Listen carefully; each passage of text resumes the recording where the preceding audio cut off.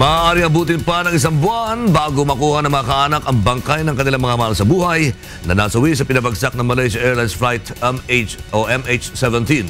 Samantala, idineklarang nagugi sa dating Jakarta Governor Joko Widodo sa halalan sa Indonesia.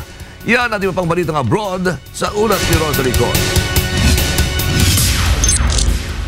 Sa Indonesia, idineklara na bilang bagong Pangulo ng Indonesia si dating Jakarta Governor Joko Widodo sa katatapos na presidential election sa bansa.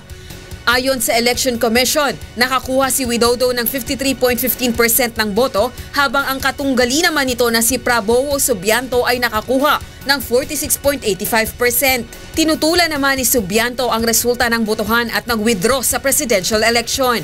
Si Widodo ay kilala sa kanyang mga plataporma para sa mga mahihirap at sa pagreporma sa sistema sa gobyerno. Sa Israel, libu-libong pasahero ang stranded sa Ben Gurion, Tel Aviv Airport matapos ipagbawal ngayong araw ng Federal Aviation Administration o FAA ang paglanding ng mga US airlines sa airport. Ito'y matapos na tumama ang isang rocket ng militanteng Hamas, 1 milya lamang ang layo mula sa paliparan. Bago pa man ang notice ng FAA, sinuspindi na ng Delta Airlines at American Airlines ang flights nito sa Tel Aviv. Itinigil din pansamantala ng ilang European Airlines ang biyahe nito sa Israel. Umapila naman ang Israel Airport Authority sa Amerika na ibalik ang mga biyahe ng eroplano nito. Nauna nang nagpalabas ng travel warning ang Amerika sa Israel bunsod ng tumitinding kaguluhan sa Gaza Strip. Sa The Netherlands, posibleng abutin pa ng isang buwan bago makuha ng mga kaanak ang mga bangkay ng mga pasaherong lulan ng pinabagsak na Malaysia Airlines Flight MH17 sa eastern Ukraine. Ayon sa Forensic Investigation Team, sasailalim pa sa masusing examination ang mga bangkay upang makilala.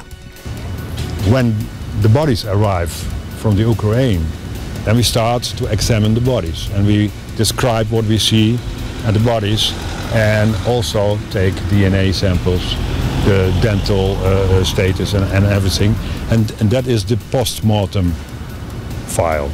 And these two, that will also go in the computer system, and then we will compare all the details, and then probably we will have a match and an identification. Ngayong araw, nakatakdang dumating sa The Netherlands ang mga bangkay para isailalim sa identification at autopsy. Samantala, sa panibagong ebidensya na inilabas ng Amerika, wala umanong direktang kinalaman ang Russia sa pagbagsak ng Boeing 777 plane.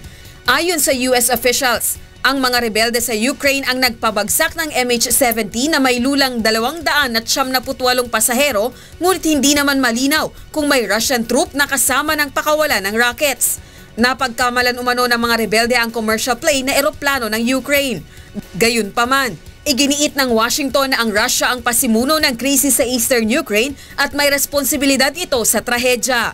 Rosalie Cos, UNTV News, Worldwide.